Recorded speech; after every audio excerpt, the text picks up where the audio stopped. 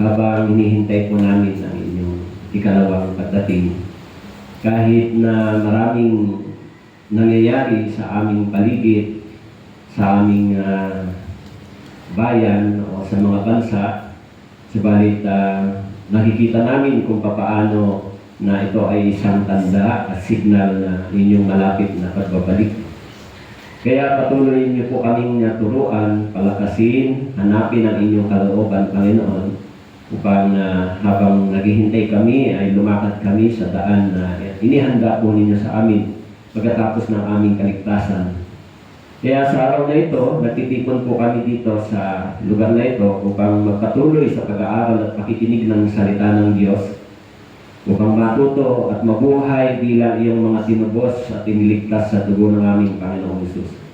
Kung marami kaming mga pagkukulang, kamalian at karumihan sa araw na ito, ay linisin niyo po kami upang ang salita ng Diyos ay malaya sa amin mangusap. Samahan nawa kami ng banal na Espiritu sa araw na ito. Pakilagay din po ninyo ang salita sa bibig ng inyong lingkod. Ito po ang aming dalangin sa pangalan ni Jesus. Amen. Ito po. So, kung may Bible po kayo, ay magpapatuloy tayo sa pag-aaral ng sa chapter 5, yung the Beatitude. Okay? Tinalakay natin nung nakaraang linggo yung verse 3, ngayon naman ay yung verse 4. Okay? Sa chapter 5 ng Mateo, babasahin ko po yung verse 4 bago re-reviewin ng konti yung verse 3. Basahin natin yung verse 4 sabay-sabay. 3 to 1. Mapapalad ang mga nahahapis sapagkat sila ay aaliwin. Okay? Ito na po yung pangalawang topic natin, di ba? Last Sunday, tinalakay natin yung spiritual bankruptcy ng isang tao na hindi ligtas. Tama po? Yung verse 3, yung dukha sa espiritu. Okay? So, mahalaga yung maunawaan ng isang tao kung ano ang kalagayan niya sa harapan ng Diyos bilang dukha sa espiritual na kalagayan. Yung salitang dukha, hindi po sa material na bagay, kundi sa espiritu, sa espiritual na kalagayan. Ito po yung taong hindi ligtas. Okay? So, nagkaroon po tayo ng summer retreat. No? Ang pagkakaalam ko, ang dumalo po ay nasa 2,300 mahigit yung mga participants. Okay?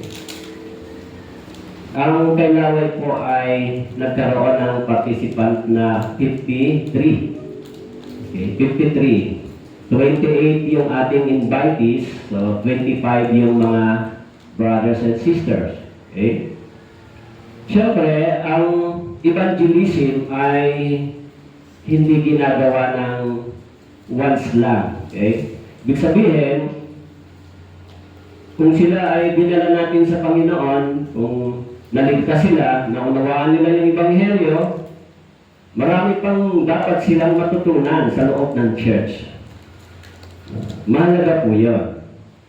So tayo naman, ng mga naunang naligtas, mahalaga yung ating example para sa kanila na mabuhay tayo na maging halimbawa sa mga taong ito na naligtas dahil inaakay natin sila sa Panginoon.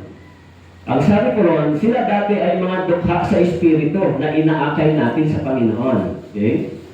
Ngayon, yung pag-aakay natin sa Panginoon ay hindi lamang pagdadala sa summer retreat.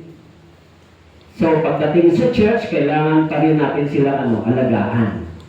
Alam nyo, yung pag-aalaga sa mga bagong ligtas ay long-term process.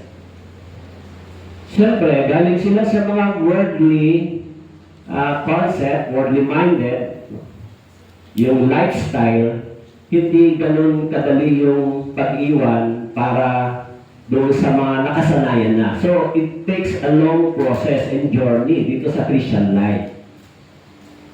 So, hindi natin alam kung sino yung mananatili, hindi ba? Minsan, kahit matagal na sa church, hindi pa rin sila nakakapag-stay. Along the way, sila ay umaalis. Pero kung tunay na naunawaan nila yung totoong ebanghelyo, ay maaari silang manatili kahit maraming kahirapan o pagsubok sa kanilang Kristiyanong pamumuhay, lalo na yung mga kabataan. Pero yung pagtuturo sa kanila ay mahabang proseso. Okay. Kahit na naligtas na sila, naunawaan na nila yung kaligtasan nila, kahapon, one-on-one, nagka-counseling ako, tinatanong ko, naintindihan ba nila yung personal salvation muna? Kasi bago ka makapamuhay bilang isang Kristiyano, kailangan ipanganak ka muna sa espiritong kalagayan, hindi ba? Kaya, before sila ay mga dukha sa espiritu, ngayon nakatanggap sila ng dakilang biyaya. Pero yung pamumuhay ng isang Kristiyano ay mahabang pagtuturo, mahabang proseso. Kaya yung iglesia, yung church, yung mga brothers and sisters, katulong kayo dapat sa pagpapalago sa kanila. Pagpapaalala, pagbibigay ng mga paalala para sa Kristiyanong pamumuhay. Ito ay hindi madaling trabaho. Kumbaga, ang isang tao, para magbago yung kanyang buhay at pagkatao, hindi nakukuha sa salitang tao lang. Kailangan talaga itong Biblia para mag-transform yung kanilang karakter, pag-uugali, pananaw. Yung Biblia ay hinuhubog tayo. Dati rin tayo gano'n. Nung bago pa tayong mga ligtas, hindi pa tayo nabubuhay ng gusto ng Diyos. Nabubuhay pa rin tayo noon sa gusto natin. Pero ngayon, kung naligtas na tayo at tumatagal, unti-unti naunawaan natin na hindi na nais ng Diyos na ako ay mabuhay sa dati kong pagkatao. Maaari yung iba dito, naintindihan na yun, kaya nabubuhay na sila ng ayon sa kagustuhan ng tinuturo ng Biblia. Yung tinatawag na Christian living o Kristiyanong pamumuhay. Kung tayo ay nabubuhay ayon sa pagtuturo ng salita ng Diyos bilang mga naligtas, magiging mas maayos yung ating pamumuhay bilang Kristiyano. Kasi pinipili na natin yun eh. It is your choice. Kung susunod ka o hindi ba? Sa church, ang layunin ng church, kung bakit tayo dinadala sa church, una, inilagay tayo sa church na sinasabi ng Biblia, tinipon tayo ng Diyos bilang kanyang pamilya. Iniligtas sa pamamagitan ng dugo ni Kristo. Napatawad yung lahat ng ating mga kasalanan. Naligtas tayo mula dun sa walang hanggang kapahamakan at impyerno. So, ibig sabihin, ligtas ka na. Kahit hindi mo pa alam kung paano mabuhay bilang isang anak ng Diyos. Kaya sa church, tinuturoan tayo paano tayo mabubuhay, anong klaseng pamumuhay meron ng isang tunay na ligtas na Kristiyano. Mahalaga po yun. Dahil alam natin, maraming mga churches sa ating panahon, mga nagsasabing born again, pero wala silang salvation. Kaya dito, diba, inuuna natin ipaliwanag, maintindihan muna yung kaligtasan. Personal salvation muna, bago ipapaliwanag kung paano ka mabubuhay bilang isang naligtas na anak ng Diyos. So, yun yung medyo mahabang proseso na ginagawa natin sa church, na someday, maintindihan nila kung bakit sila in-evangelize, dinala sa Panginoon, magkaroon din sila ng burden na ang kanilang family ay madala rin nila sa Panginoon.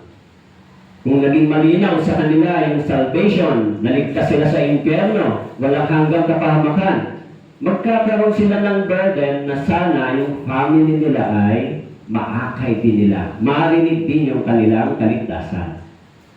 So tayo, bilang mga naunang naligtas, mahalaga tayo sa kanila. Okay? Kaya dapat tayong maging maingat kung paano tayo mabubuhay. Kasi mahalaga po yun. So pinag-aralan natin nung nakaraan, yung spiritual bankruptcy. So dito, pag-aaralan naman natin yung pangalawang topic ay sa verse 4. Mapapalad ang mga nahahapis sapagkat sila ay aaliwin. Okay? Sa English, blessed are those who mourn, for they shall be comforted. Okay? So, alam natin yung salitang mapalad ay happy o dakila o it is a blessed to be a person na magkaroon siya ng relasyon sa Diyos na tama. Kaya ang sabi ko rito, ano ba yung ibig sabihin ng mga nahahapis o sa English yung mourn? Okay. Bakit ba sila nahahapis? What does it mean? Actually, sa dictionary, sinasabi yung mourn o nahahapis ay feel and deep sorrow or regret. Okay. Sometimes yung salitang mourn ay dinidisplay sa mga taong dumaranas ng pagdurusa, namatayan. Ganun yung kanilang feelings, hindi ba? Kumbaga, may mga tradition na pag ang isang tao ay namamatayan, nagsusuot siya ng itim na damit. That is displayed yung kanyang mourn. Diba? So dito, sabi po, blessed are those who mourn o mapalad ang mga nahapis. Bakit ba binanggit ito ng Jesus na mga nahahapis? Okay? Actually, mourn is an expression of sorrow and grief. Why? Bakit ba sila may ganitong feelings? Bakit meron silang ganitong na-experience na nahahapis? Sa konteksto ng Biblia, actually, sa Israel, nagkaroon sila ng ganitong feelings, nagkaroon sila ng mourn, nang sila ay nang sila ay na-exile, nang sila ay dinala bilang bihag sa Babylonian Empire for 70 years. Bakit sila merong pagkahapis? Because of their sin and disobedience to the words of God. Okay?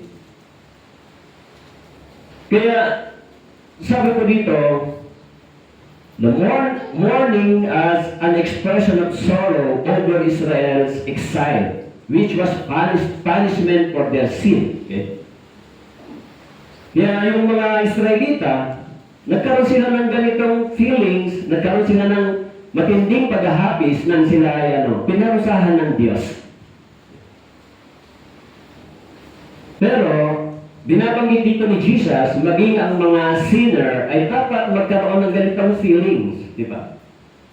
Nagkaroon sila ng pagkahapis, they realize kung sino sila, katulad ng tax collector. Di ba? Sinasabi niya, Lord, please have mercy on me. That is the mourn of the sinner. Okay? Meron siyang pagkahapis dahil na-realize niya, naunawaan niya, na siya ay maraming kasalanan nagawa laban sa Diyos. Kaya nagkaroon siya ng matinding pagkahapis sa harap ng Diyos. Okay? Kaya sabi po dito sa Jeremiah chapter 4 verse 28, nang ang bansang Israel ay nagkaroon ng ganitong feelings of mourn, sabi po, dahil dito, ang lupa ay tatangis at ang langit ay itataas ay magiging madilim. Sapagkat ako'y nagsalita, ako'y nagpanukala, at hindi ako magbabago ng isip ni ako'y uurong.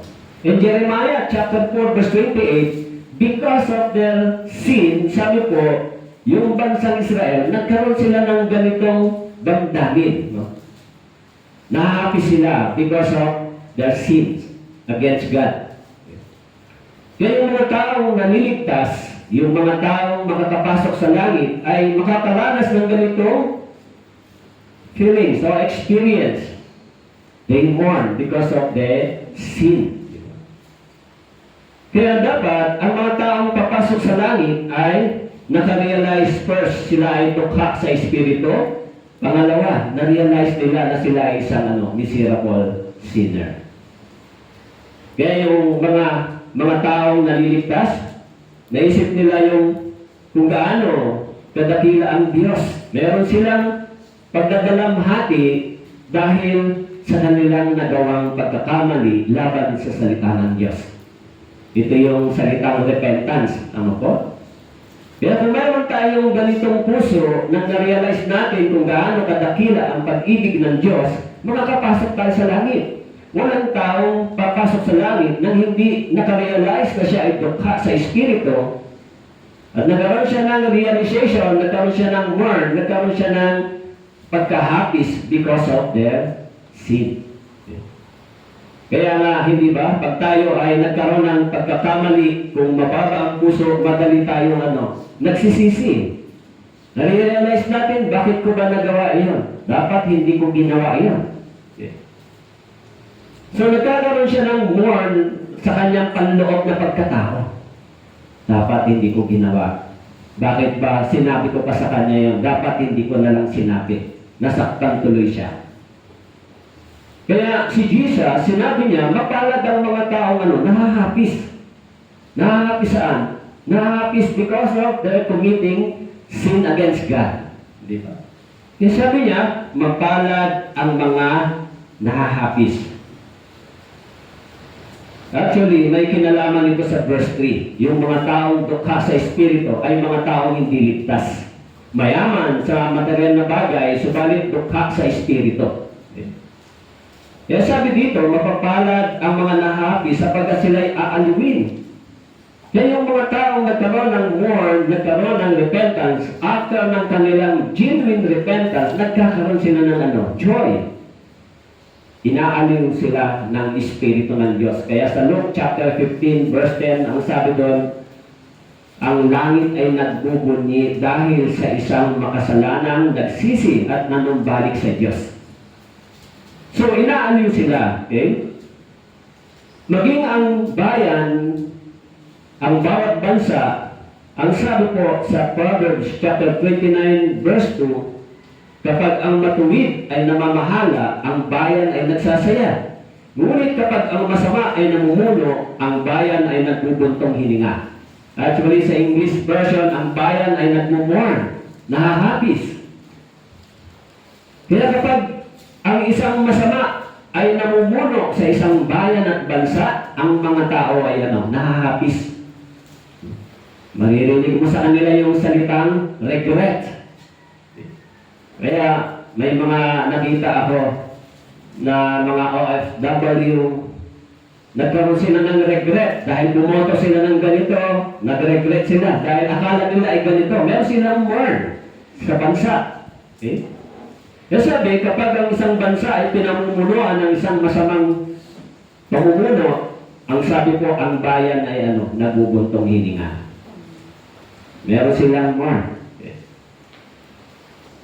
Kaya sinasabi ni Jesus, mapalad ang mga nahahapis. Mapalad ang mga nahahapis sapagkat sila'y aaliwin.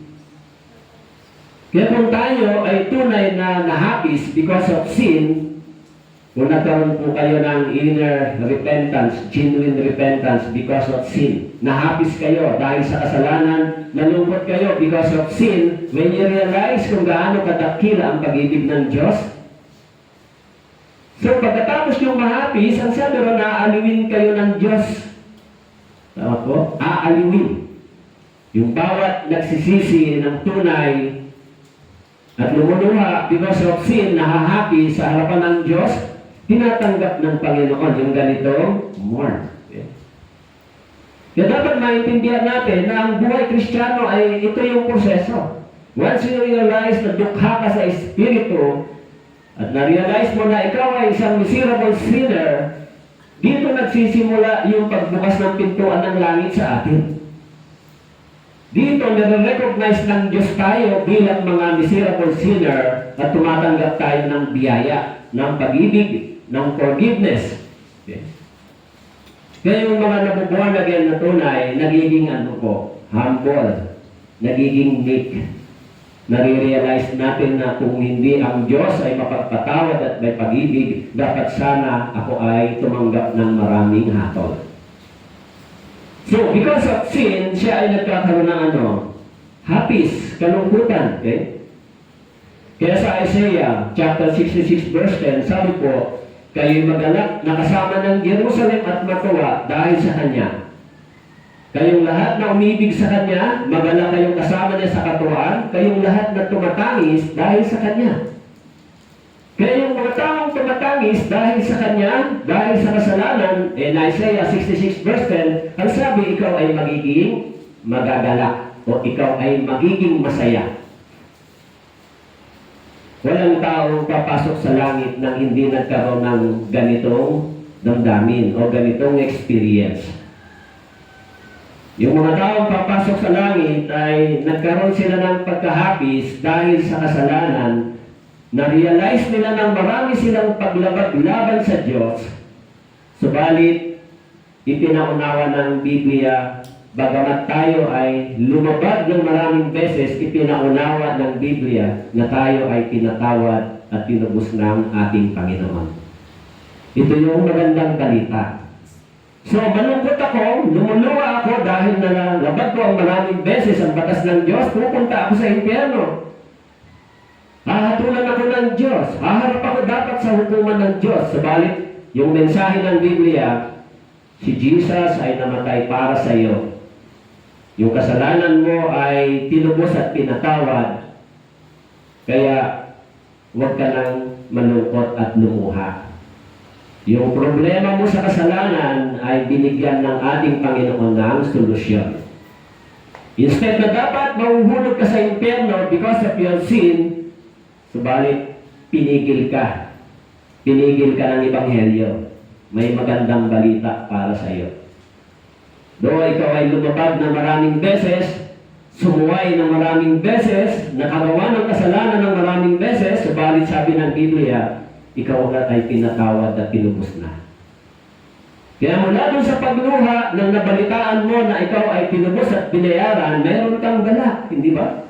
Kung nalaman mo na may malaki kang utang, milyon ang utang mo na hindi mo alam kung paano babayaran, ikaw ay may malaking kahirapan. Meron kang may problema ka.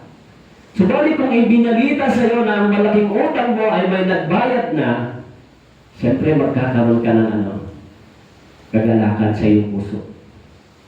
Kaya tayo ay may malaking utang na kasalanan laban sa Diyos. Na dapat tayo ay hatulan, dalhin tayo sa impyerno. Kaya ang sabi na, meron tayong pagkahapis. Lord, paano? Ako, ang aking kaluluwa ay pupunta sa impyerno sa walang hanggang kahatulan ng Diyos. Ito ang magiging kabayaran sa lahat ng iyong kasalanan ginawa.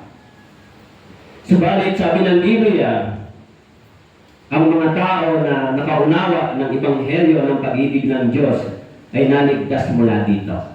Okay? Kaya sa Isaiah chapter 61 verse 1 and 2, sinabi po ni Jesus, sabi po, ang Espiritu ng Panginoong Diyos ay sumasa akin, sapagkat inirang ako ng Panginoon upang ipangaral ng mabuting balita. Sa inaapi, kanyang sinugo ako upang magpagaling ng mga bagbag na puso, upang magpahayag ng kalayaan sa mga bihag at buksan ang bilangguan sa mga bilanggo, upang ihayag ang kalugod-lugod na taon ng Panginoon at ang araw ng pag-ihiganti ng ating Diyos, upang aliwin ang lahat ng tumatangis. Ang sabi po rito, actually, ito po ay mababasa natin sa Luke chapter 4. Si Jesus ay ginamit ang talatang ito. Sabi po dito, ang Espiritu ng Panginoong Diyos ay sumasa akin, sapagkat hinirang ako ng Panginoon upang ipangaral ang mabuting balita, kanino po, sa inaapi, upang magpagaling sa mga bagbag na puso. Yung mga bagbag na puso ay naghahanap ng kalinga ng Diyos.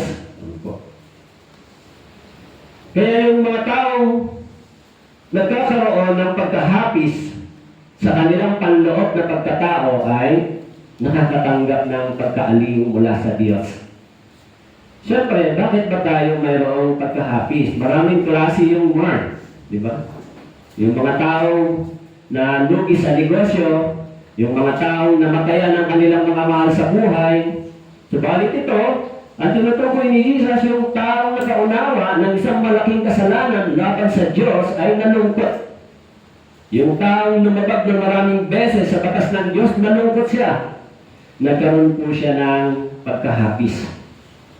Kaya sinabi ng tax collector, "Oh God, I am a miserable sinner. Marami akong paglabag-laban sa iyo." Diba? Eh yung kanyang puso ay nagkaroon ng pagdadalamhati sa Diyos. Hindi dahil siya ay nalugi, kundi dahil sa kasalanan na kanyang nagawa. Maging si Haring David ay nagkaroon ng ganitong feelings nang siya ay nakagawa ng malaking kasalanan. Si Haring David ay lumuhak sa Diyos. Nagkaroon siya ng mourn. Nahahappy siya sa Panginoon sabagat nagawa niya yung isang pinakamalaking kasalanan at labag sa batas ng Diyos.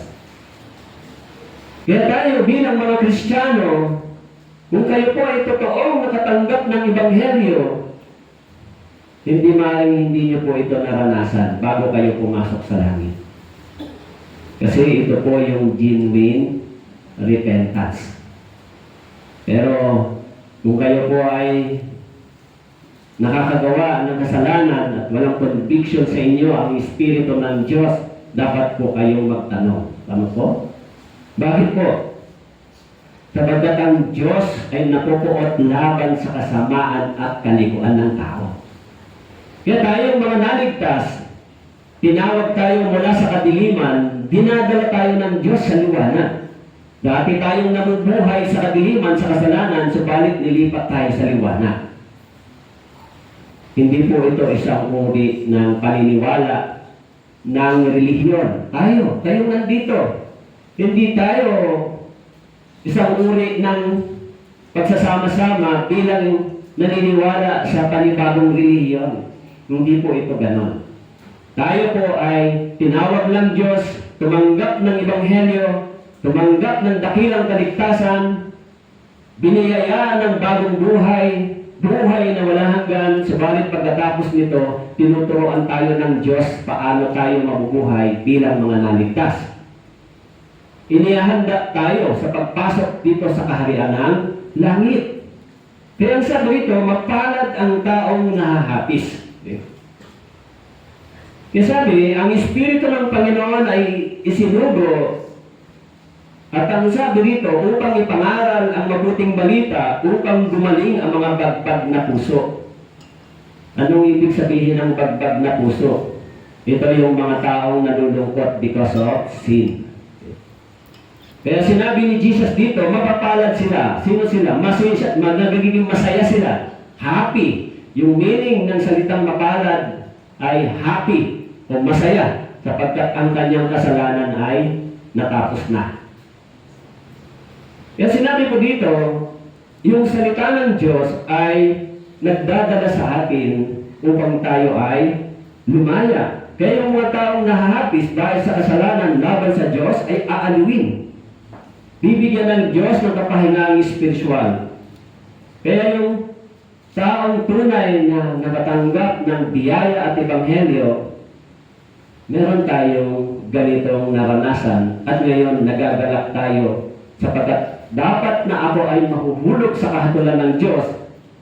Subalit ngayon, ako ay dinadala ng Diyos patungo sa walang hanggang langit. Okay? Sa awit 131, verse 1 and 2, ang sabi po, Panginoon, hanggang kailan kalilimutan mo ba ako magpakailanman? Hanggang kailan mo ikukubli ang iyong mukha sa akin? Hanggang kailan ako kukuha ng payo sa aking kaluluwa at magkaroon ng kalungkutan sa aking puso buong araw? Hanggang kailan magtatagumpay ang aking kaaway laban sa akin? Kaya yung sumulat ng awit, chapter 13, verse 1, awit chapter 13, verse 1, sabi po ni Haring David, hanggang kailan? Kalilimutan mo ba ako? Ikukubli mo ba ang iyong mukha sa akin? Ang sabi po rito, magkaroon ng kalungkutan sa aking puso buong araw. Kaya yung taong may mourn, yung taong na nahahapis, mayroon silang kalungkutan sa kanilang puso. Ito po yung salitang mourn o nahahapis ang isang tao sa Diyos. Kaya doon po sa awit chapter 6 verse 1, binanggit po, O Panginoon, huwag mo akong sawayin sa iyong kagalitan, ni sa iyong pagkapuot, ako ay parusahan man. Kaya kung tayo ay pinarurusahan ng Diyos, katulad ni Haring David, nang siya ay pinarusahan ng Diyos, siya ay nahahapis. Meron siyang mourn. Kaya yung mga tao din na hindi lumalakad sa kalooban ng Diyos, sinasabi sa Biblia na ang mga taong hindi sumusunod ay pinarurusahan din ng Diyos. Sa Hebrews chapter 12, sabi po, tayo ay itinuturing na anak. Subalit kung hindi tayo sumusunod, tayo ay dinidisiplina at pinarurusahan. Tama po? Pinarurusahan ng Diyos. Biblical po yun. Kaya kung hindi tayo lumalakad sa kalooban ng Diyos, hindi po tayo nabubuhay dito, ang sabi po doon, tayo ay dinidisiplina at pinarurusahan ng Diyos. Pero alam nyo, yung sinabi ni Pastor Johan Reed, ano ang nakakatakot sa paniniwala bilang isang Kristiyano? Ang nakakatakot, sabi niya, kung hindi mo alam, ikaw ay pinarurusahan o dinidisiplina na ng Diyos. Kung hindi mo alam, di ba?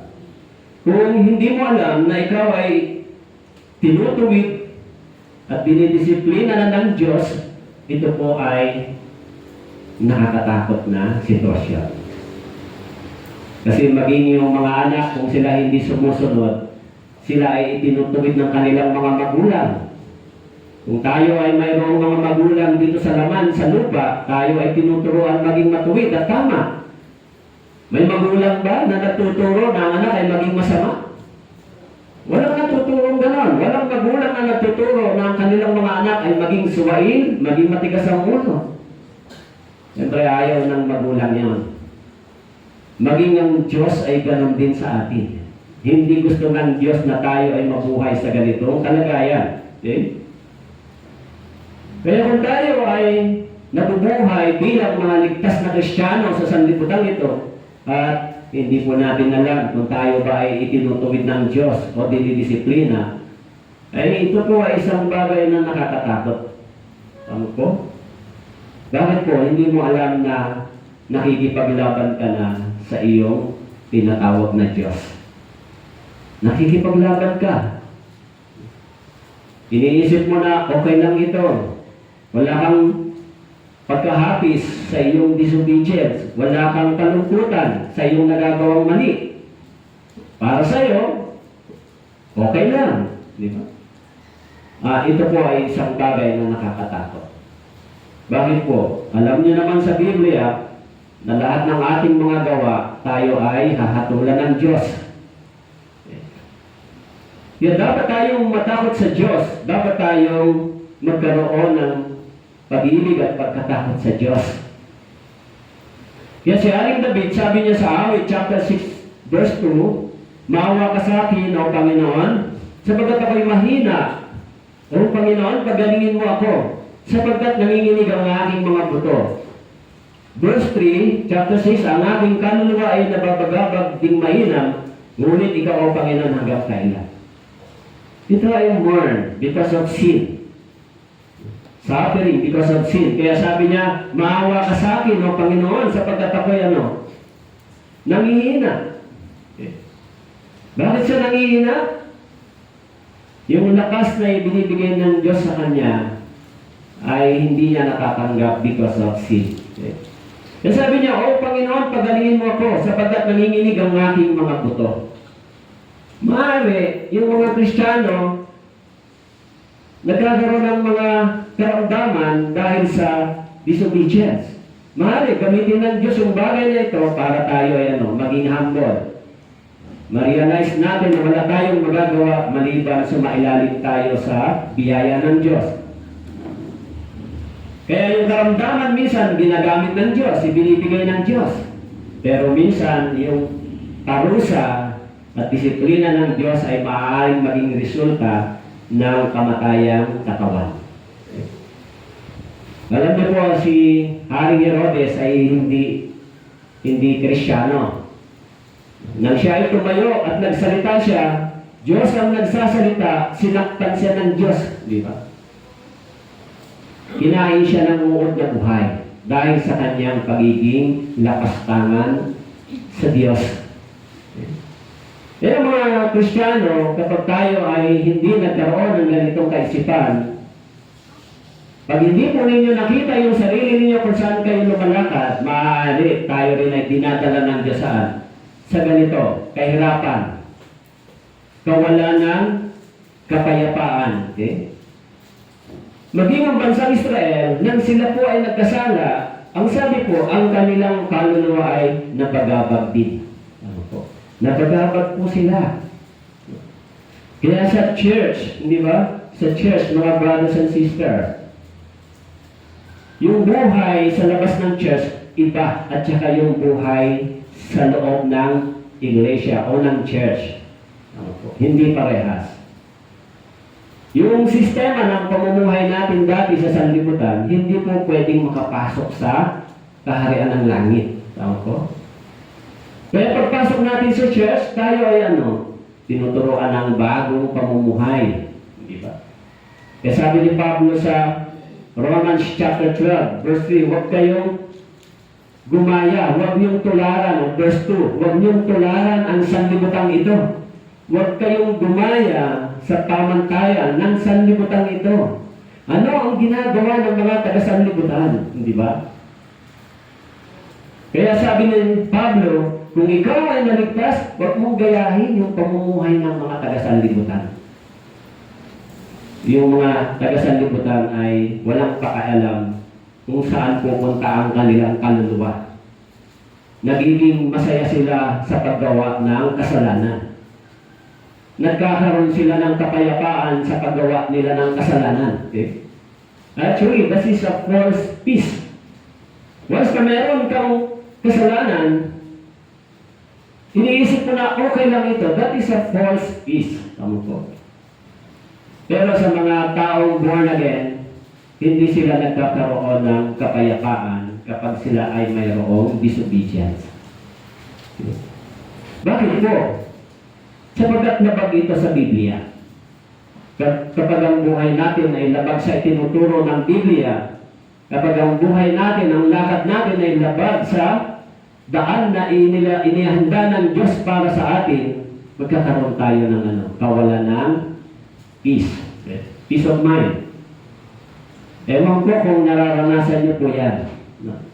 Sometimes, meron kaming ganong experience, pero pag gano'n na yung feeling mo, parang may something, dapat magtatanong ka sa Diyos. Panginoon, may something ba ako na dapat ituwid? May mali ba akong direksyon? May mali ba akong lakad? Bakit parang may something na nangyayari na hindi mo inasahan? Bakit parang wala akong peace of mind dito? Kapag mataas ang sensitivity ninyo sa spiritual na pagkaunawa, kapag babad kayo sa salita ng Diyos, madi-discern ninyo kung mayroong sin na gustong pumasok at mag-akay sa inyo, papalayo sa Panginoon. Madi-discern nyo po yun. Kapag yung salita ng Diyos ay buhay, ang sabi sa Hebrews chapter 4, kumikilos ito sa atin. Okay. Kaya sabi dito, maging ang bansang Israel, nang sila ay nagkasala sa Diyos, naranasan nila yung matinding pagtutuwid ng Diyos. Kaya hindi sila tumigil sa paghingi ng awa sa Diyos. Yes, sa awit chapter 32, verse 3 and 4, ang sabi po, nang hindi ko ipinahayag ang aking kasalanan, nang hina ang aking katawan, sa pamamagitan ng aking pagdaing sa buong araw. Sa araw at gabi ay mabigat sa akin ang iyong kamay. Ang aking lakas ay natuyong gaya ng sa init ng tagaraw.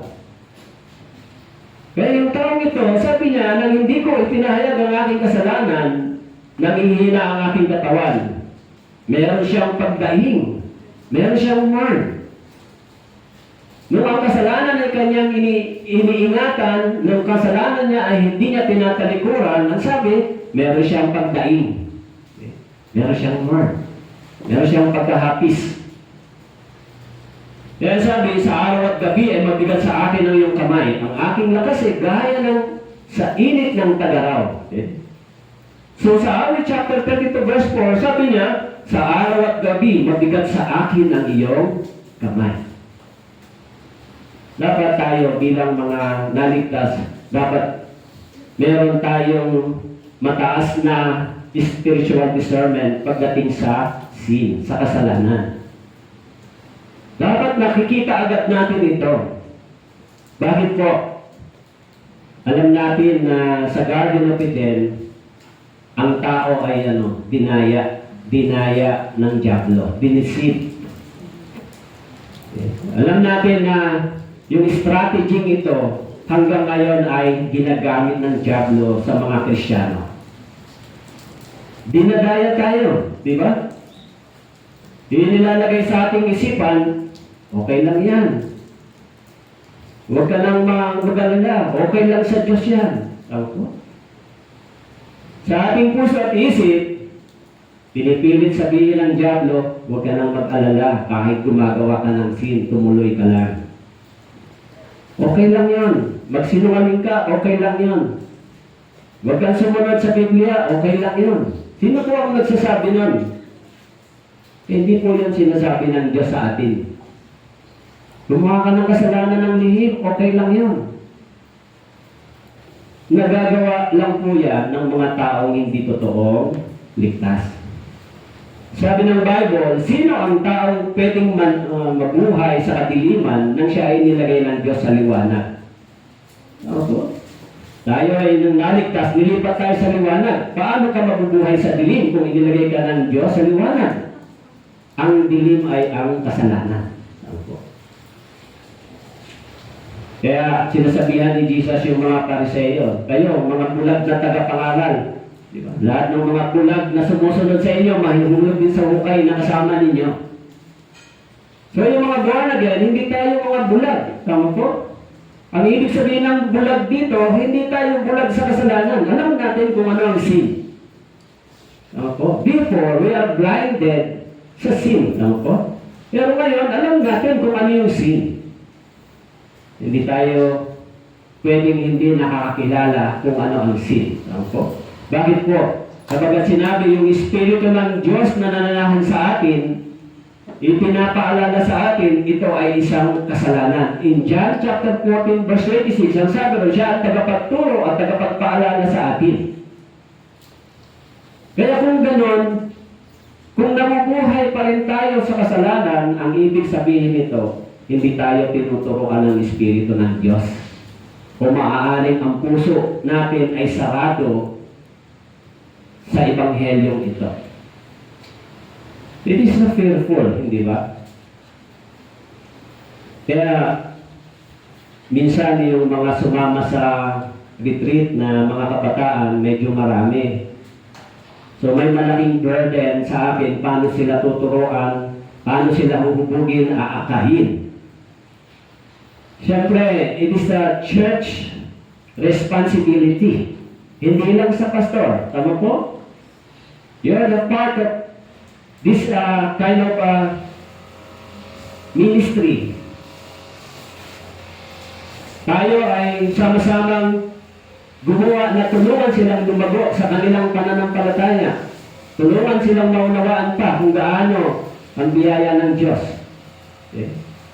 Kaya it is a big responsibility ang humubog ka ng tao for a long process, a long-term process.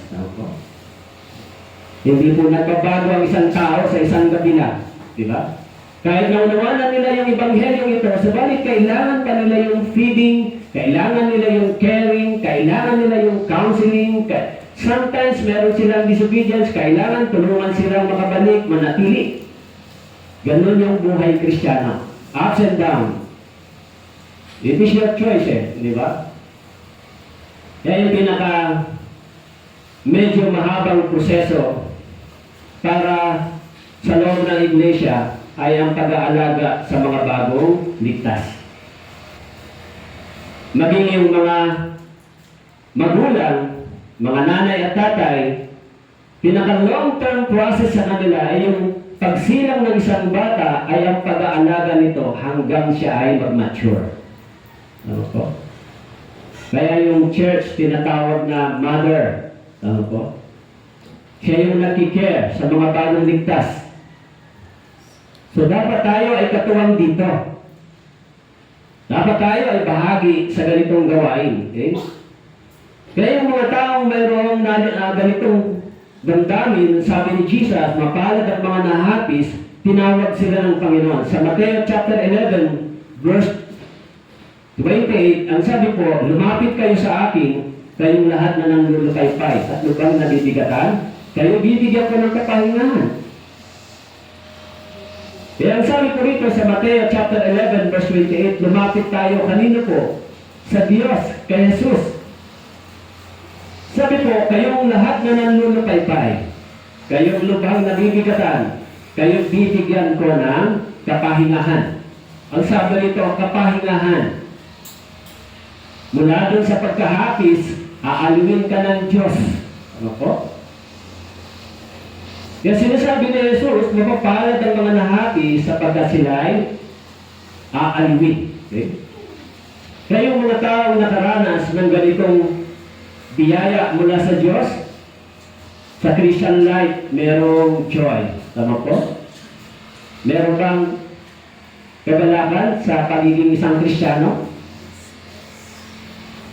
Actually, sabi ng Bible, nang tayo ay naligtas, nagbunyi yung langit, nagagalak ang mga anghel sa harapan ng Diyos. Tayo rin, kung totoo tayong naligtas, na-realize natin na tapos na yung problema natin sa Diyos, meron tayong joy.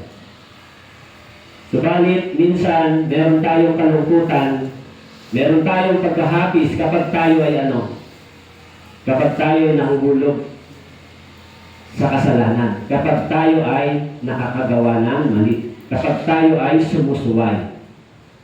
Meron tayong pagkahapis kapag ang tao, kung tunay kang naligtas at nahulog ka sa pagkakasala at sumusuway ka, meron tayong pagkahapis sa harapan ng Diyos.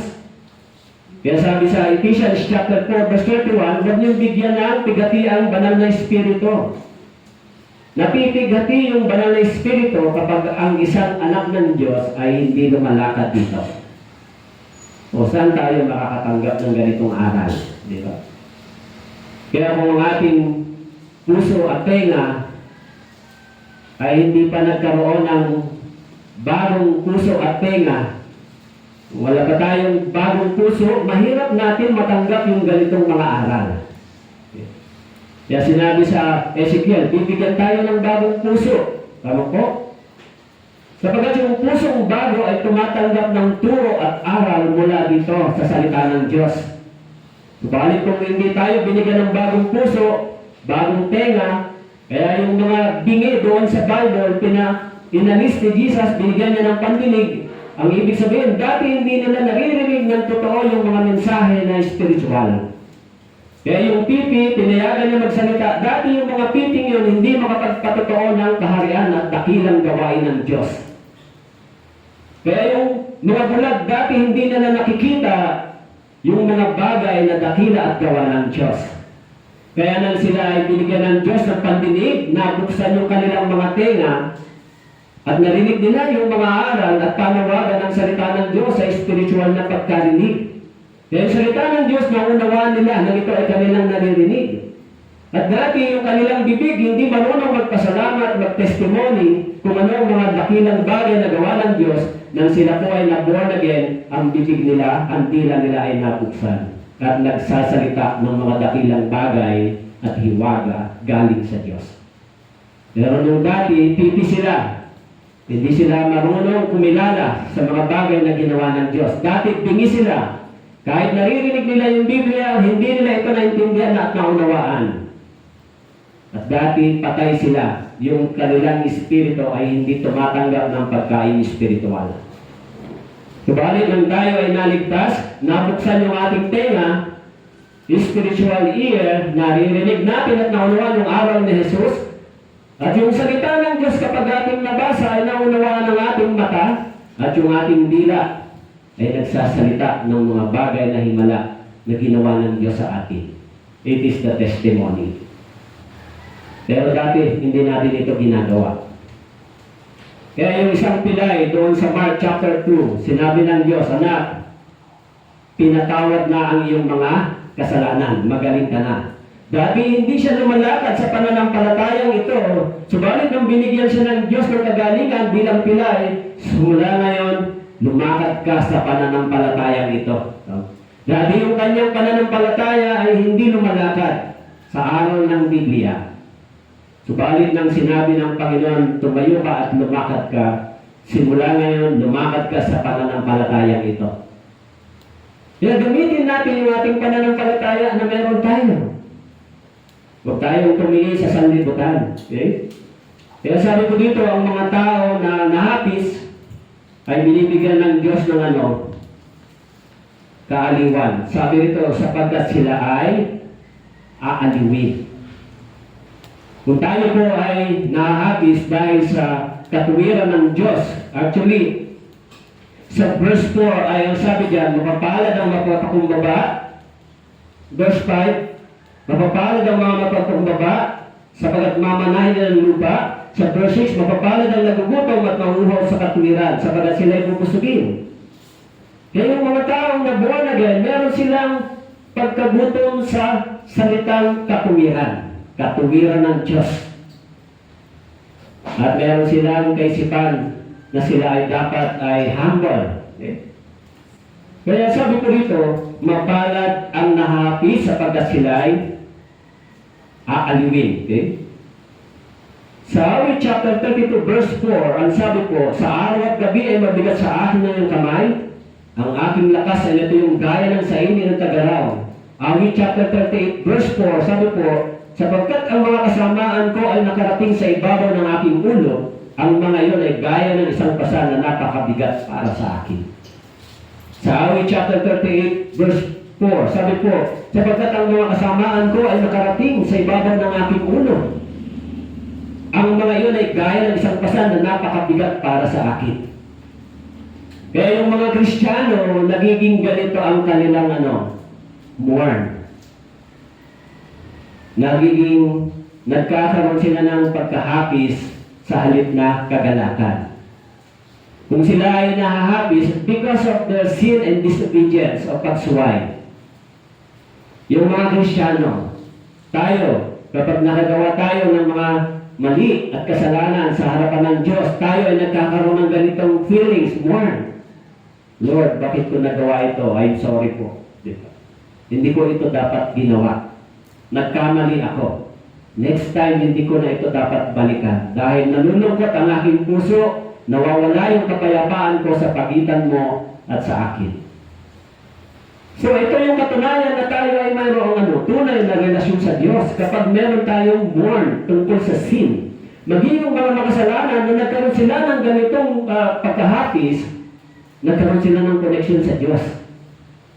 Nalungkot yung kanilang puso sa kasalanan katulad ng tax collector. Panginoon, I'm a miserable sinner. Please have mercy on me. Kaya nagkaroon siya. Ang sabi doon, nakikita mo ba ang tao ito? Siya ay inaaring ganap. Tama po? Kaya kung meron tayong ganitong experience, ang ibig sabihin, meron tayong connection sa Diyos. Sabagat ang Diyos ay napopoot, ayaw niya ng kasalanan. Kung tayo ay nalulungkot because of sin, ang Diyos ay nagiging malapit sa atin. Kaya yung ayaw natin, yun din ang ayaw ng Diyos. Tama po? Kaya yung mga taong dati ay dukha sa Espiritu, subalit nakatanggap ng biyaya ng Diyos, ngayon mayaman sila sa spiritual na pagkakilala sa Diyos. Tama po? Dahil sa mundong ito, ang kayamanan ay ang material na bagay. Subalit sa kaharian ng Diyos, ang kayamanan ay ang mga spiritual na bagay. Tama po? Kaya tayo ay pinagaharian ng kaharian ng Diyos sa ating mga puso. Nang tayo ay na-born again, nagsimulang maghari ang salita ng Diyos sa ating puso. Kaya tayo ngayon ay nabubuhay ayon sa aral ng salita ng Diyos. Siyempre, yung mga kabataang ito, doon natin sila dinadala. Mabuhay ka dapat ng ayon sa pamantayan ng Biblia. Mabuhay ka dapat ayon sa itinuturo ng Biblia. Pag hindi ka nabuhay ayon sa pamantayan ng itinuturo ni Jesus, mabubuhay ka ayon sa pamantayan ng sanlibutan ito. So, yun yung magiging problema. Tama. Galing na tayo sa pamantayan ng sanlibutan ito, inilipat tayo ng Diyos sa kanyang iglesia sa kaharian, mabubuhay tayo ayon sa pamantayan ng salita ng Diyos. Kaya tayo tinuturuan sa church, di ba? Kaya kayo nandito ngayon. Tama po? Hello, nandito ba kayo ngayon? Baka malayo ang isip niyo. Baka yung tenga niyo malayo na sa salita ng Diyos. Alam niyo, minsan yung pag-aaral ng Biblia, kailangan nyo i-connect ang inyong tenga sa salita ng Diyos, hindi ba? Kasi tayo ay natututo sa pamamagitan ng pakikinig. pag-aaral ng salita ng Diyos. Dito tayo natututo, dito tayo hinuhubog. Kaya yung mga kabataan o bawat isa sa atin, tinuturoan tayo ng salita ng Diyos. Ngayon kung ayaw natin tanggapin yung aral ng Biblia, ang ibig sabihin ng tayo mismo ay sumasalungat dito. Okay?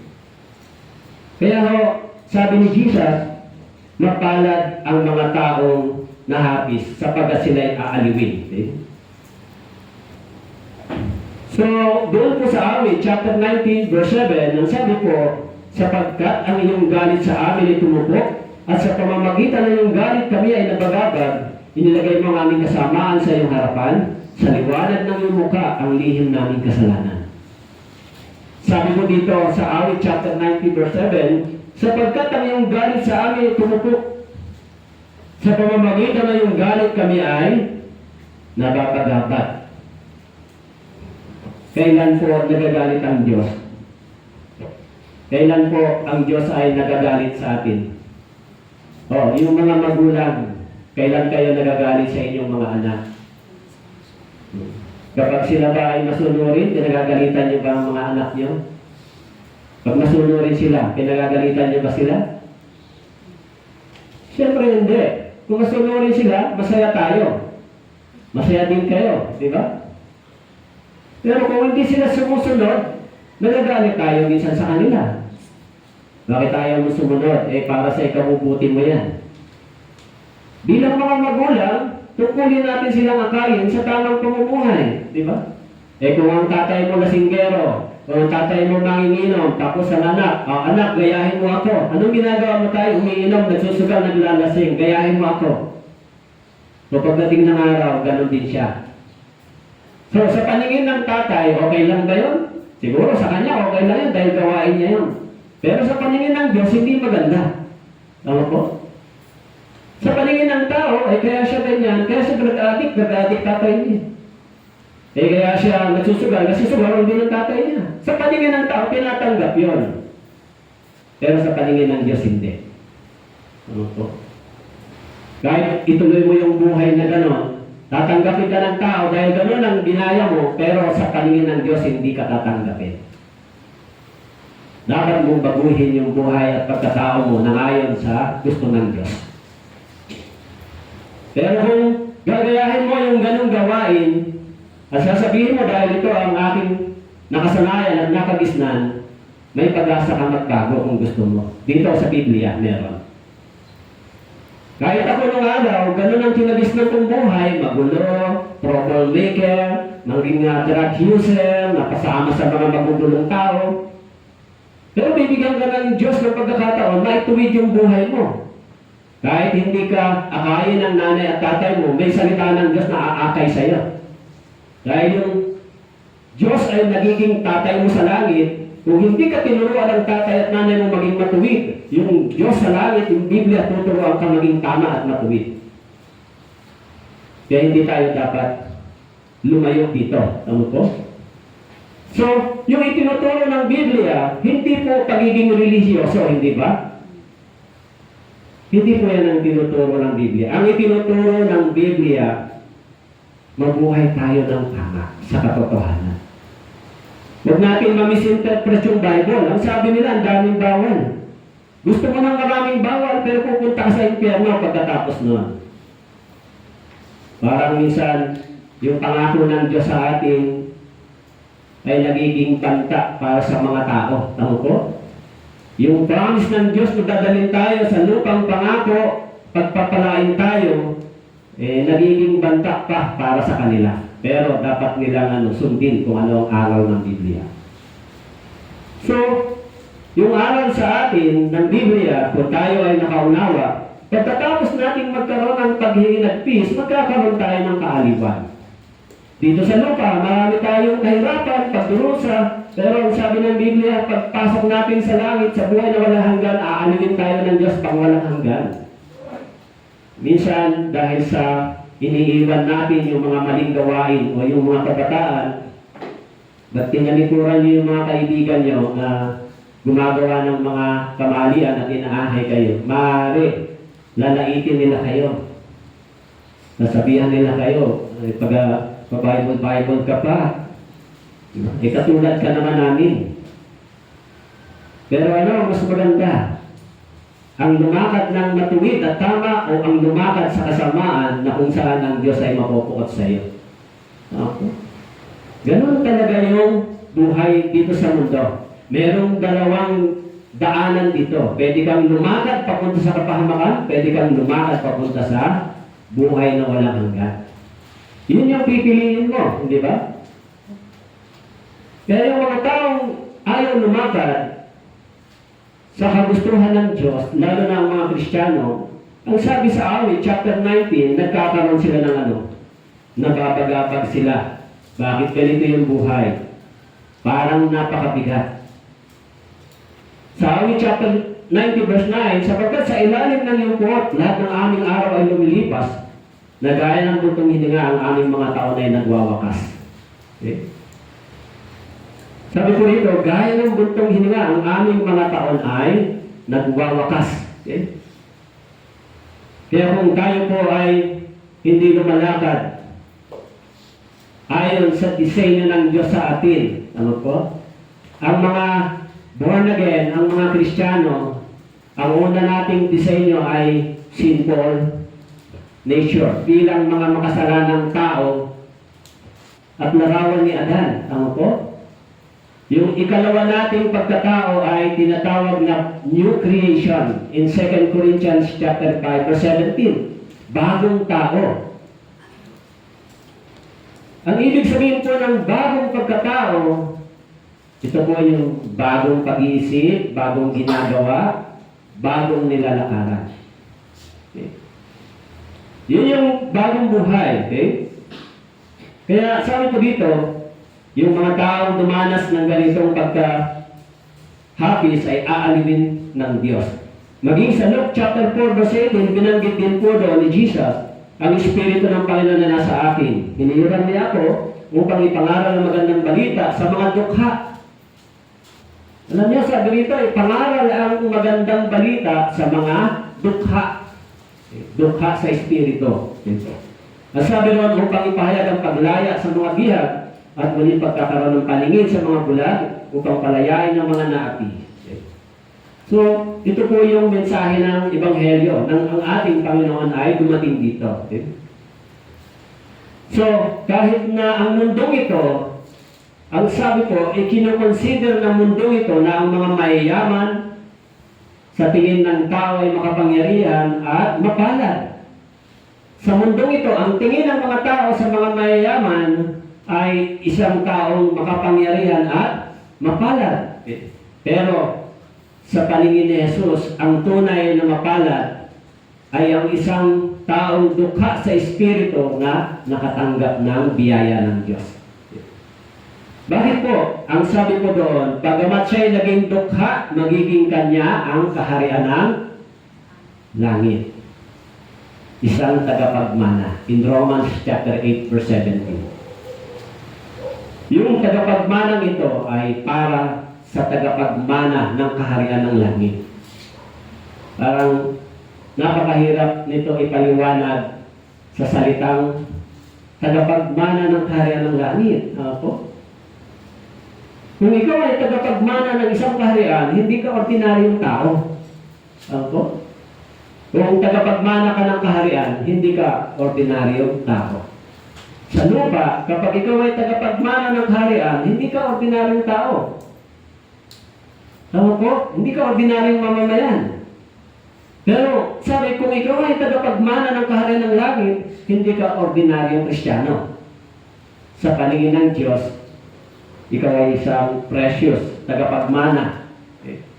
Pero siyempre, hindi pa natin ito masyadong naiintindihan, siguro. Kaya tayo, hindi tayo gumagawa sa Panginoon. Pag naiintindihan niyo po, na tayo ay bilang mga tagapagmana ng kaharian ng Diyos. Siguro maisip natin, dapat akong gumawa dahil darating ang araw ako ay isang tagapagmana ng kaharian ng Diyos. Sa 2 Corinthians chapter 8 verse 9, sabi po, sapagkat nalalaman ninyo ang biyaya ng ating Panginoon Kristo, na bagaman siya ay mayaman, subalit alang-alang sa inyo ay naging dukha, upang sa pamamagitan ng kanyang kadukhaan ay maging mayaman kayo. Okay? Kaya ang ating Panginoon yung example dito. Bagamat ang ating Panginoon ay mayaman, subalit siya ay naging isang dukha. At pagkatapos na siya ay bumangon mula sa mga patay, siya ay binigyan ng walang hanggang karangalan at kadakilaan ng Diyos. Ito yung isang halimbawa. Bagamat siya ay isang mayaman, subalit siya ay naging isang dukha. Okay? Kaya nang siya ay namatay doon sa cross, tinitignan siya bilang isang dukha. Mahirap, subalit nang siya ay umakyat sa langit, siya ay isang dakila. Okay? Kaya sa Philippians chapter 2 verse 5 binanggit, magkaroon kayo sa inyo ng ganitong pag-isip kay Kristo din naman, na siya bagamat nasa anyo ng Diyos, hindi niya ay tinuturing na isang bagay na dapat panghawakan ang pagiging kapantay ng Diyos. Hinubaran niya ang kanyang sarili, kinuha ang anyong alipin at naging katulad ng tao. So mula sa pagiging alipin, katulad ng tao, ang ating Panginoon, nang siya ay namatay at muling nabuhay, siya ay naging mayaman at isang dakilang Diyos na lumikha sa atin. Ito. Kaya sabi ko rito, mapalad ang taong nahahapis sapagkat siya ay aaliwin. So, yung mourning dito ay it is an act of repentance and sorrow over our sin and sinful condition. Yung mourn. Nare-realize natin sino ba ang Diyos. Tama po? Kaya sabi ko rito, yung taong nagkaroon ng pagkahapis because of this condition that a sinful life, ang sabi ko, is a blessed person. Dahil kung na-realize niya yung ganong kalagayan, natitiyak tayo na magbabago yung kanyang buhay at pagkatao. Kahit ako, yan yung aking experience. Okay? My experience, I realize yung ganitong sinasabi ni Jesus. Na-realize mo na ikaw ay isang tao na maraming pagsuway. Okay? Kaya kayo, dito, mga kabataan din na tinuturuan, inaakay kayo sa Panginoon. Dapat sumusunod kayo sa mga araw na ito. Okay? Bakit kayo dapat sumunod? Bakit kayo dapat sumunod sa church? Bakit kayo dapat sumunod sa araw na ito? Para mapabuti kayo. Para maging mas malapit kayo sa Diyos. Kung hindi kayo nakatanggap ng aral ng pagiging matuwid o mabuhay ng banal at matuwid sa inyong mga magulang dito sa salita ng Diyos, magiging tatay natin sa langit, makakatanggap tayo ng aral. Okay. Kaya tayo tinuturuan ng Biblia bilang mga anak na dapat tayong lumakad dito. Ang tanong, Pastor, hinahadlangan ba ng Diyos yung kagustuhan ko maging masaya? Meron dalawang klase ng taong masaya. Yung taong lumalakad sa kamalian at sa kasalanan, nagiging masaya rin sila, pero sa dulo yung kanilang kapahamakan. Okay? May taong lumalakad sa katotohanan, sumusunod sa salita ng Diyos, na nagiging masaya din sila. Pero sa dulo nun ay pagpapala ng Diyos. Dapat nating matanaw kung ano yung dapat nating dapat nating tanawin saan ba ako lumalakad. Ano po? Remember, yung panghihinayang ay hindi nangyayari sa simula. Tama po? Laging nangyayari sa dulo. Pero, pwedeng hindi tayo manghinayang sa dulo kung ngayon pa lang matalino tayo. Kung ngayon pa lang, tinitimbang natin, pinag-aaralan natin na saan ba tayo ngayon. Mahirap makita yung sarili kung wala ang Espiritu ng Diyos sa iyo. Ano po? Pero kung nasa sa atin ang Espiritu ng Diyos at nagugutom tayo sa katwiran at kabanalan ng Diyos, nagugutom sa katwiran at kabanalan ng Diyos, hindi sa pagkain. Ibig sabihin na nagugutom, gusto ko yung katwiran at kabanalan ng Diyos, nasaan ito? Lalakaran ko. So doon aakayin tayo ng Biblia. At yung church, tutulungan tayo lumakad dito. Okay? Kaya tayo ay itinuturing ng mga bagong tao sa paningin ng Diyos, hindi ba? So, kung tayo ay nagbago sa panloob na pagkatao, magbabago rin tayo sa panlabas na pagkatao. Sabi ng 2 Corinthians 5:17, kung binago tayo sa panloob, magbabago rin tayo sa panlabas. Ganun ho ba kayo? Hindi ho mahirap magbago kung willing tayo. Kung gusto nating sumunod, kung gusto nating malaman yung mabuting pamumuhay. So, hindi mo mahirap yun. Pero kung ayaw natin, yun ang mas mahirap. Dahil salungat ito sa gusto mo, yung itinuturo ng Biblia sa iyo. Siyempre, ang sabi ng Biblia, kung ikaw ay tumanggap ng maraming kritisismo o may mga tao na nanakit sa iyo, dapat ka magpatawad. Opo, para lumaya ka mula dito. Kung may mga tao mapi sa iyo, dapat mo sila patawarin para lumaya ka. Palalayain ka ng Diyos mula dun sa mga ganitong galit, tampo. Palalayain ka ng Diyos sa mga bad emotions, yung mga maling kaisipan, bad thoughts. Palalayain ka ng Diyos dito. Yung mga maling kaisipan na inilagay sa ating isipan, pag tayo ay nabuhan again, palalayain ka ng Diyos. Magkakaroon ka ng bagong pag-iisip, bagong puso, bagong emotion. Yung mga taong dumanas ng pagdurusa, dumanas ng mga maraming kahirapan nung araw, nung hindi pa sila naliligtas, ikinulong sila sa maling kaisipan, bad emotion, bad thoughts, bad action, nakakulong sila dito.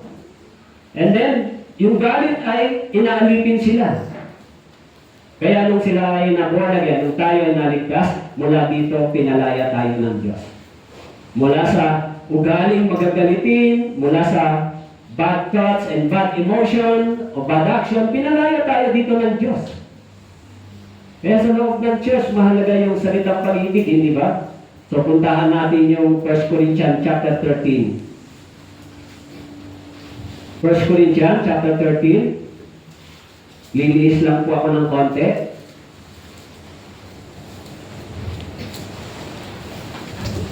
Sa verse 4 hanggang 7. 1 Corinthians. Nakita niyo na po? Ang sabi rito, ang pag-ibig ay matiisin, magandang loob. Ang pag-ibig ay hindi mainggitin o mapagmalaki o hambog.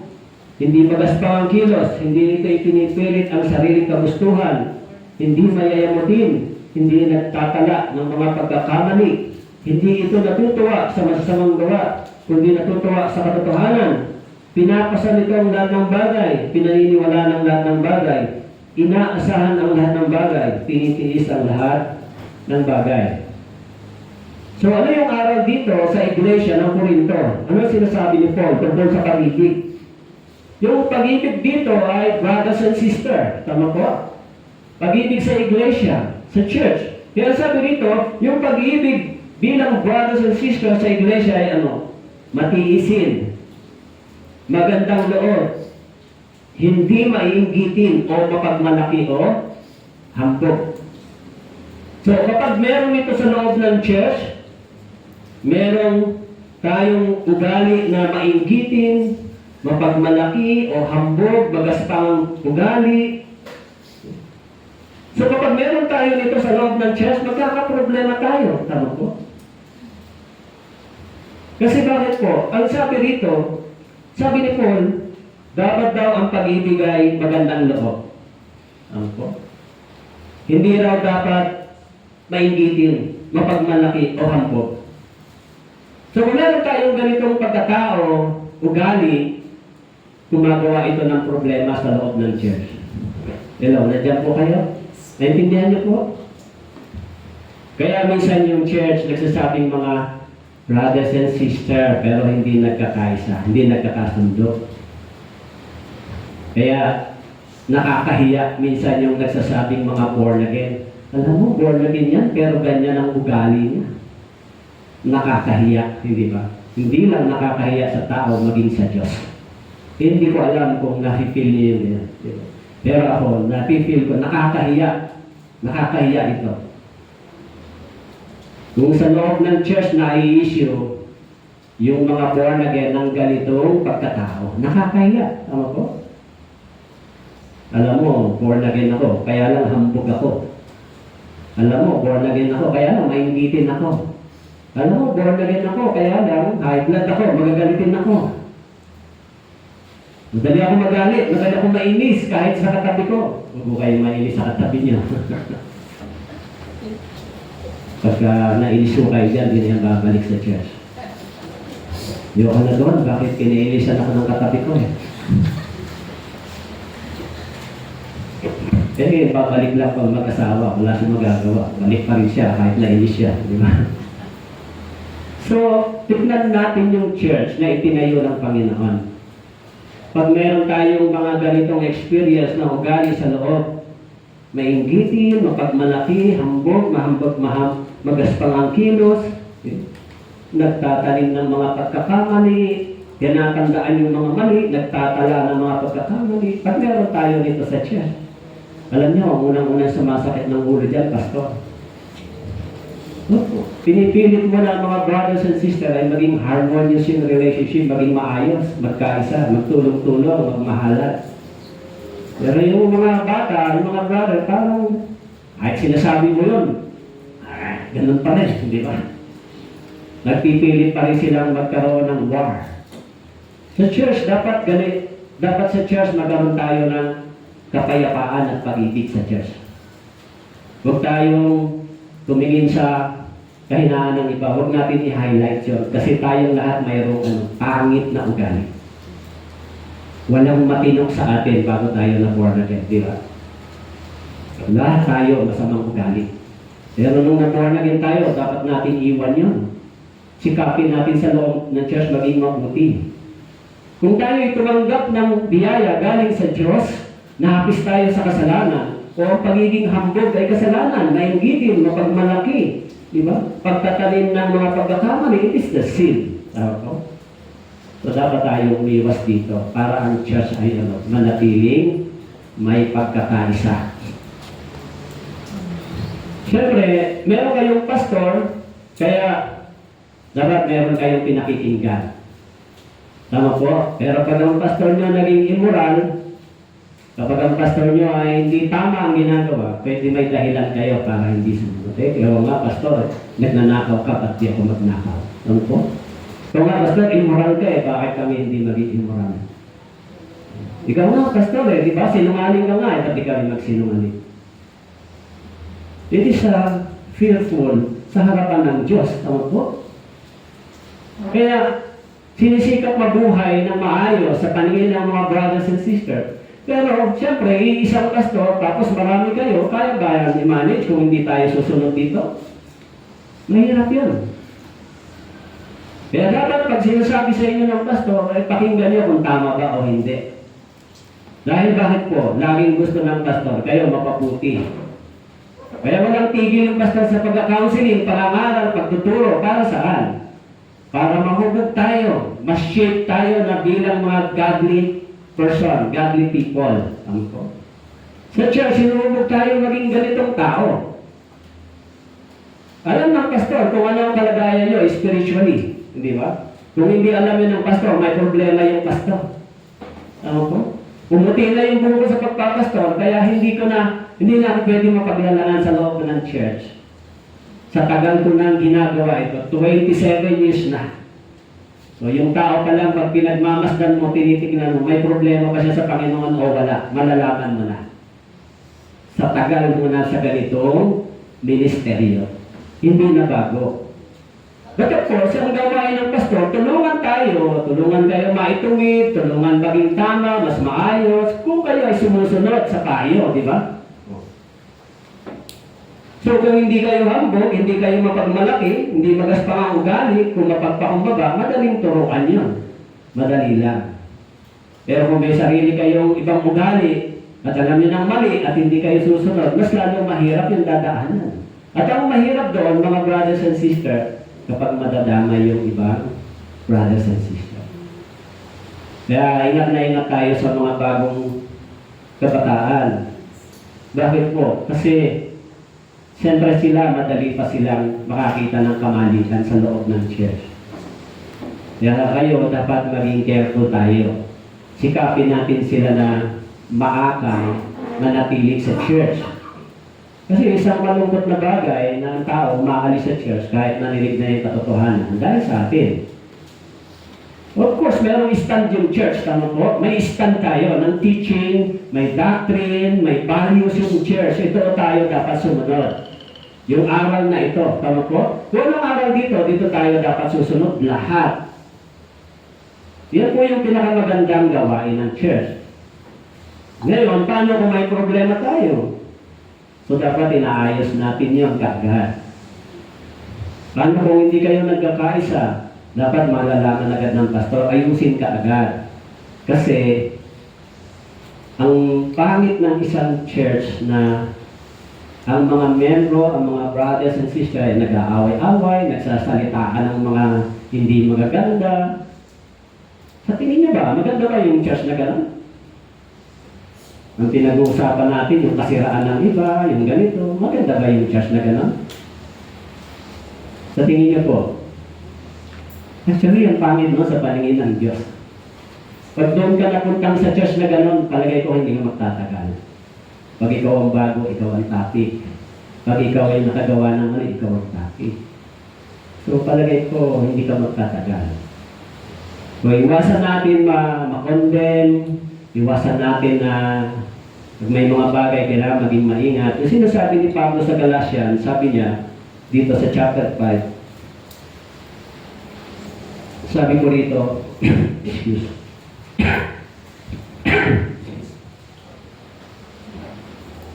Chapter 6, sabi ko dito, mga kapatid, kung isang tao ay matagpuan sa anumang pagsuway, kayong mga espiritual ay dapat panumbalikin siya sa espiritu ng kaamuan. Tingnan lang inyong sarili, baka ikaw ay matukso rin.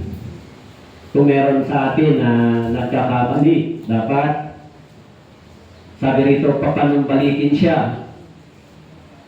Pero sabi diyan, panumbalikin siya sa espiritu ng kaamuan. Pero tignan mo ang iyong sarili, baka ikaw din ay matukso o magkasala din. So, kailangan meron tayong maingat sa ganitong bagay sa church. Okay? Ako, sa tagal ko na sa pagpapastor sa church, nakikita ko na alam ko na yung mga nagiging problema na mabibigat sa church. Alam niyo ang mabibigat na problema sa church, sa mga brothers and sisters, sa pagsasalita at saka sa ugali. Ang problema, lahat tayo ay hindi pa perfecto. Tama po? Lahat tayo may ugali na pwedeng hindi pa gusto ng iba. Ito yung problema natin, di ba? Kaya minsan yung ugali niya hindi ko gusto, ayaw ko sa kanya. Yung ugali niya hindi ko gusto. So ito yung problem natin. Pero sa Biblia, ang sabi, dapat natin tanggapin sila kahit ano pa sila. Dahil tayo tinanggap din tayo ng Diyos. Maghihintay tayo na sila ay mag-mature at lumago. Pag lumago sila sa spiritual na pagtuturo, manatili sila sa church, magbabago din yung kanilang pagkatao. Pero siyempre, sa bawat isa sa atin, hanggat maaari, umiwas tayo na tayo ang magiging cause ng problem ng iba. Tama po? Huwag tayong mag-judge, huwag tayong mag-condemn, huwag tayong magbintang, huwag tayong humatol o humatol kaagad. Kasi bakit po? Minsan, pagka nangyari yon, kahit hindi mo sinasadya, nagiging cause ng problema sa church. Hello, nandyan po kayo?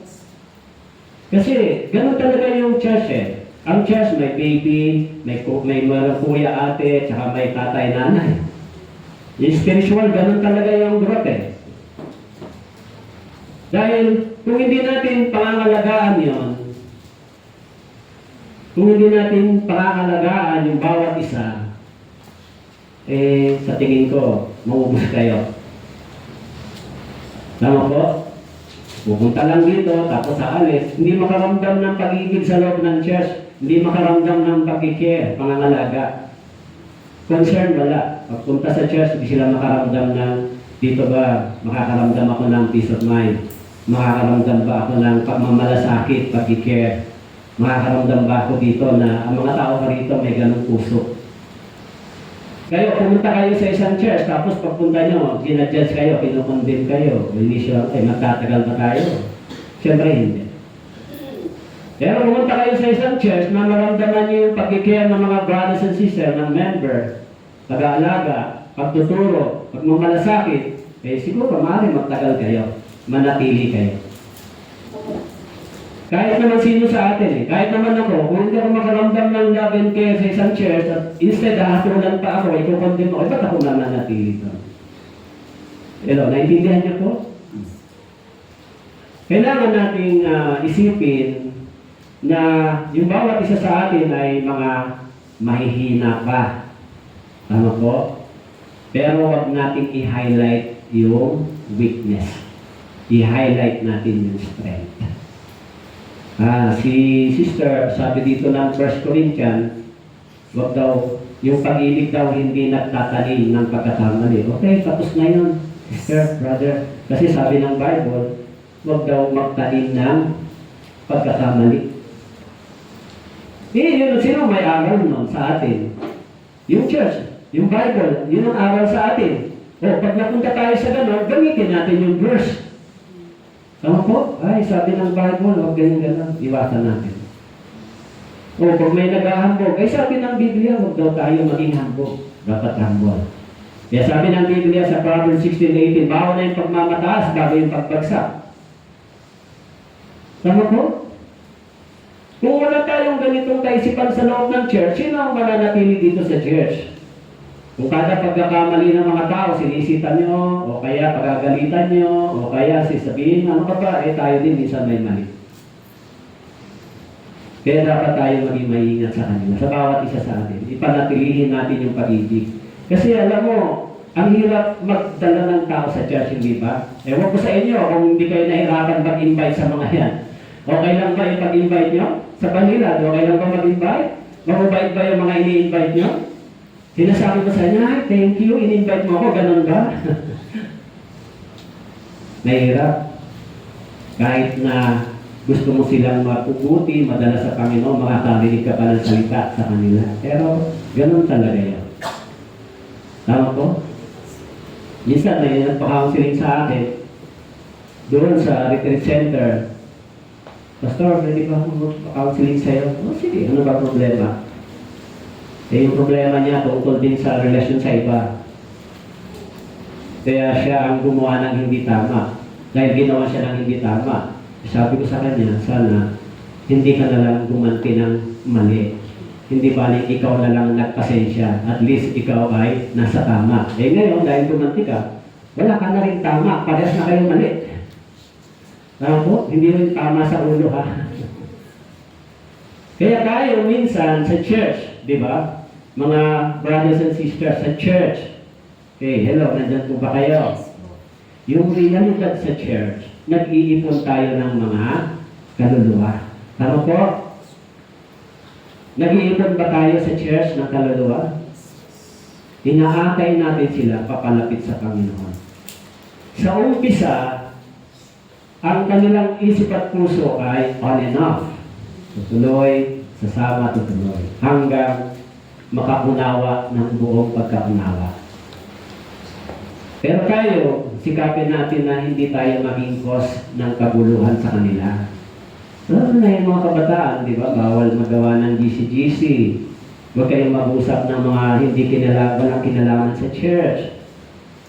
Minsan, pag-uusapan niyo yung mga ibang bagay, maliligaw kayo o namimisinterpret ng iba. Nag-aaway-aaway kayo ng salita, di ba? Hindi maganda.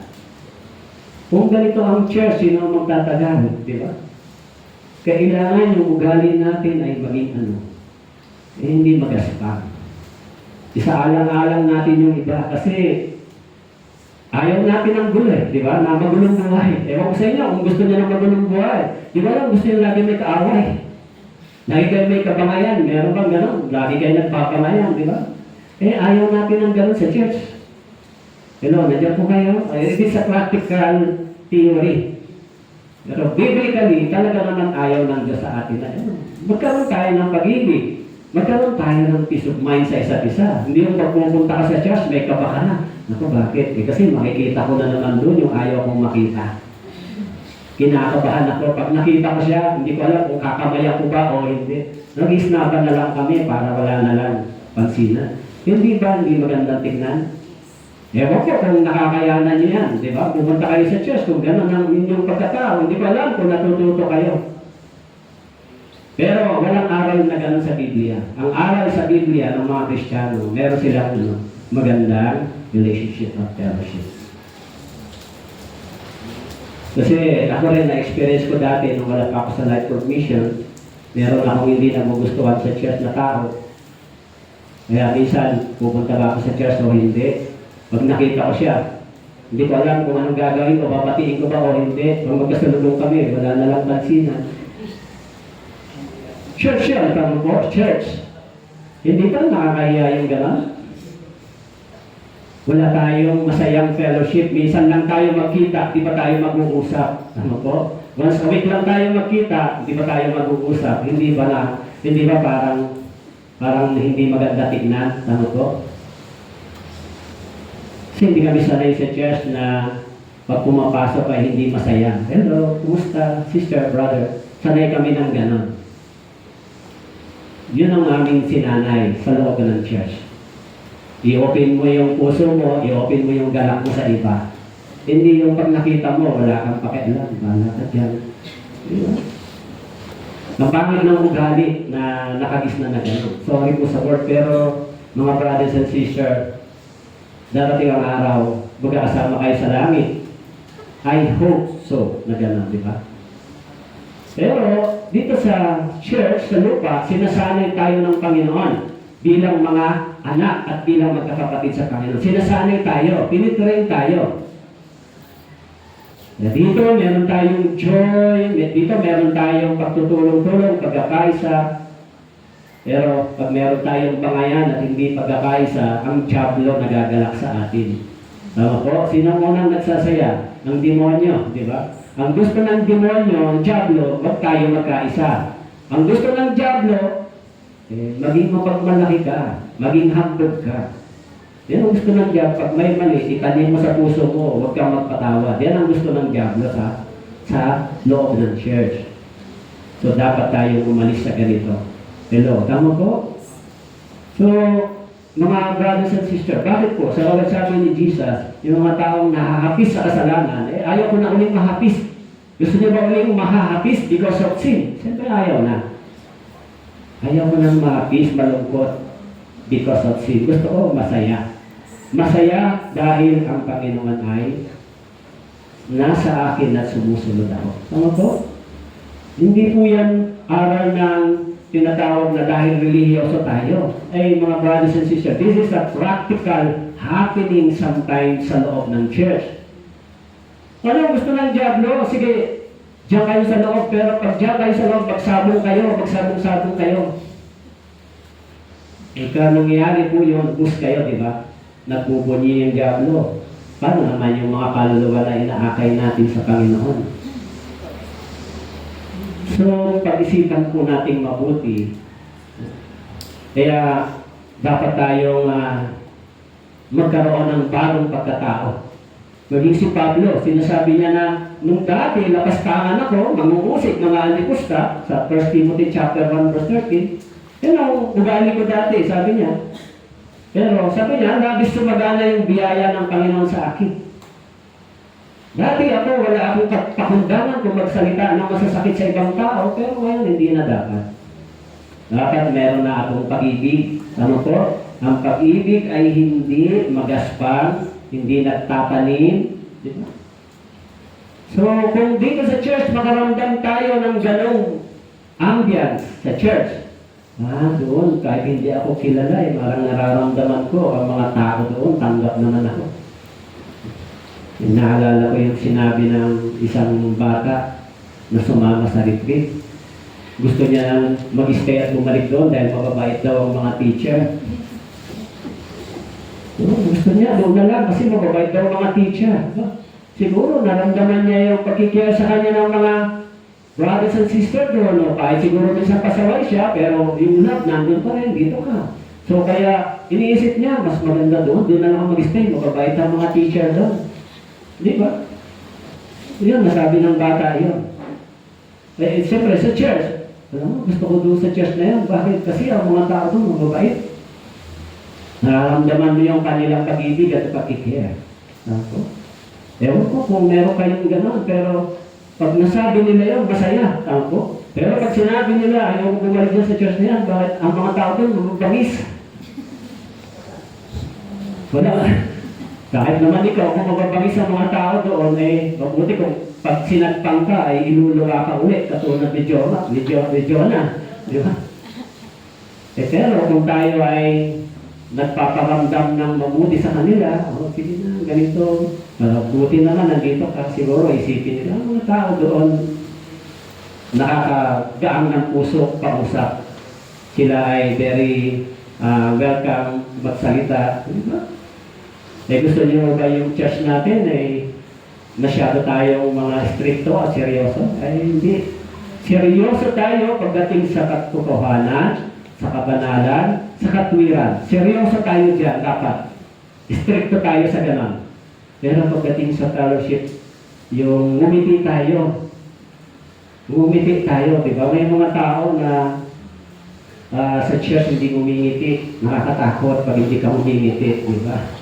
Ako talaga sa totoo lang, seryoso akong tao eh. Opo, kaya minsan hindi nila rin ako mapagtiwalaan eh. Mukhang hindi ako pauwi ng buhay pag tinitigan dati. Pero mabait po ako. Mabait po ako. Alam ng anak ko yan. Kaya pag humingi siyang baon, bigay agad ako. Kaya mabait po ako. Kasi masarap maging mabait. Ewan ko lang kung mabait talaga ako. Pero gusto ko maging mabait. Kasi ayaw ko maging masaya. Ayaw ko maging laging galit. Ayaw ko laging nahigla. Gusto ko maging mabait. Sige lang. Pagkat kaya pa, sige pa rin. Sige.